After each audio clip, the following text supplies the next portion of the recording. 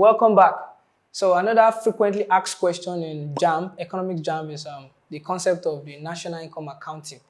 And national income accounting has to do with the summation of all the income earned by the three tiers of the economy, the sectors of the economy, that is individuals, firms, and the government. So what is national income? National income has to do with the sum total of all income earned by everyone in a given economy, or the total monetary value of goods and services produced in an economy.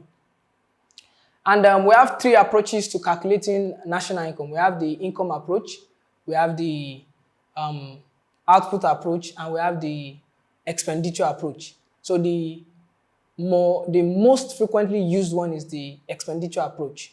So income approach has to do with summing all the income earned by all the citizens or all the factors of production in an economy, while output approach has to do with summing all the products, all the outputs produced in an economy by factors of production. But the expenditure has to do with the expenses, which is the most popularly used, where you have your national income, where the symbol for national income is a Y, and you have your Y equals C plus S plus I plus G plus open bracket X minus M. Your C is your consumption, your S is your saving, your I is your investment, then G is the government expenditure, then X is the export, and M is the import. So GDP. GDP just has to do with meaning gross domestic products.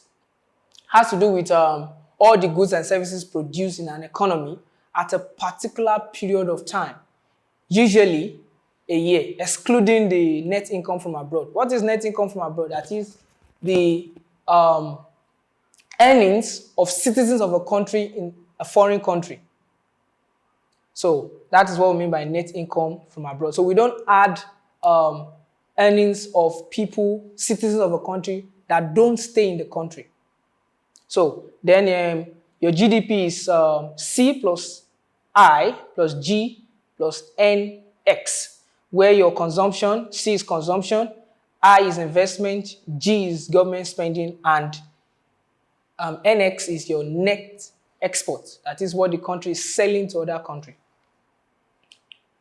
Then you have your GNP, which is the gross national product, which has to do with the value of goods and services produced in a country, plus the net income from abroad. That is, in this one, we take consideration of citizens of a country staying abroad.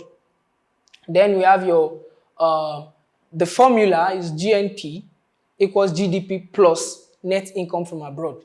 Then for your NDP means net domestic product, which was brought from gross domestic product. And what we do is we make provision for depreciation.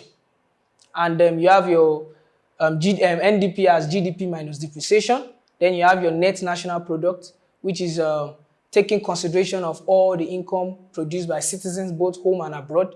Then you subtract depreciation, which we have the formula here as the net national product minus net national product equals GNP minus depreciation. So we have questions here for year 2015. I said the GDP of a country is calculated as. So how do we calculate GDP of a country? You will recall that I told you GDP has to do with the product produced, the net product produced by citizens of a country, excluding that from the net income from abroad. So we have option A, gross national product less depreciation. Option B, gross national product plus net income from abroad.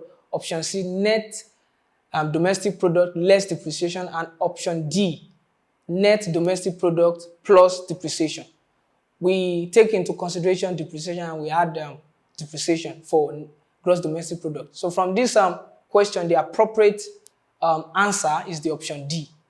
Then we have another question from year 2017. Determine the level of a nation's national income if the government expenditure is 15 naira, the investment is 20 naira, the consumption is 25, the export is 10, and the import is 8.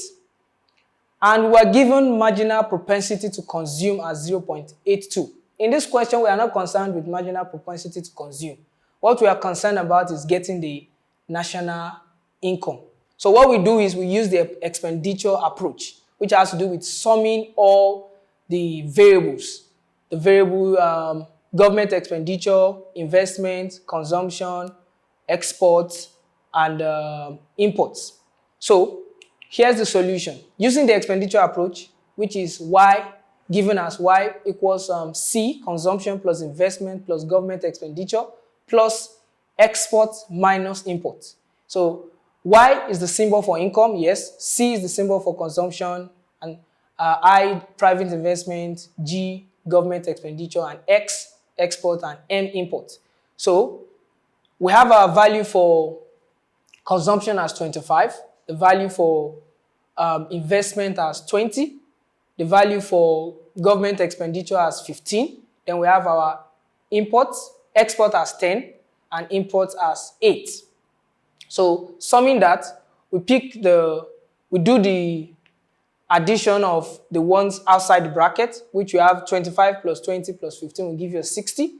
Then you subtract the one in the bracket, which is 10 minus 8, which will give you a 2. Then you multiply through with the sign, which will break out the bracket.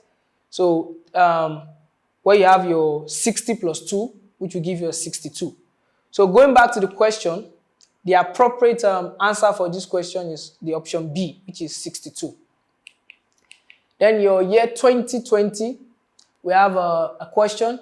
In national income accounting, Y plus C plus I plus G implies A, open economy, B, equilibrium, C, closed economy, D, semi-closed. So in these options, from these options, we are only concerned with option A, C, and D. Equilibrium has nothing to do with national income.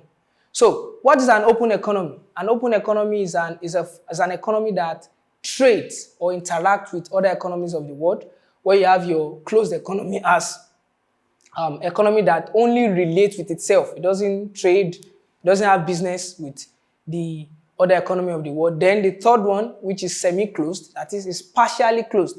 It relates with certain economy of the world, only fixed a few. So looking at this formula, you see that there's no provision for import, there's no provision for export. So meaning that this economy is closed. It does not interact with other economy of the world. So the appropriate answer for this question is the option C, which is a closed economy. Even though in the real sense, there's nothing like closed economy, and there's nothing like semi-closed economy, because all economies of the world cannot survive on its own. It has to depend on other economies. All right, so we have a question for year 2014. Which of the following can be used to measure the GDP in an economy? So we have options.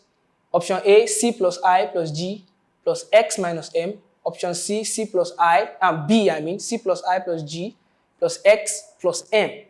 Option C, C plus I plus G plus X. Then we have option D, C plus I plus G. We know that option B is incorrect because we don't add export and import. We only try to find out the difference between the both of them in national income. And option C is incomplete. Option D is incomplete too. So the only appropriate option here is the option A. So which is C plus I plus G plus open bracket X minus M. So here we have a question from year 2017. Given a consumption function C plus 10 plus 0.6y, determine the value of C. So C here means consumption function. This is a consumption function.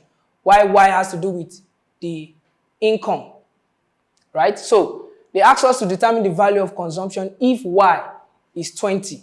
So you'll be bothered to ask why we relate consumption with income.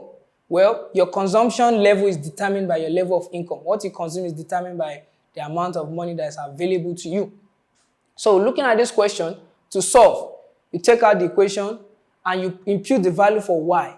In the function, in the equation, you have C plus 10 equals 10 plus 0.6Y. So the consumption function, you impute your value for Y, which is 20 in the equation. So when you multiply 0.6 times 20, you have 12.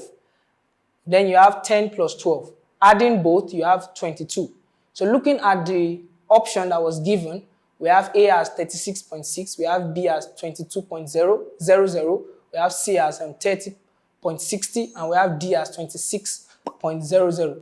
So we know that 22.00 is the same thing as 22. So the appropriate or the correct answer for this question is the option B. So we'll take a break and be right back.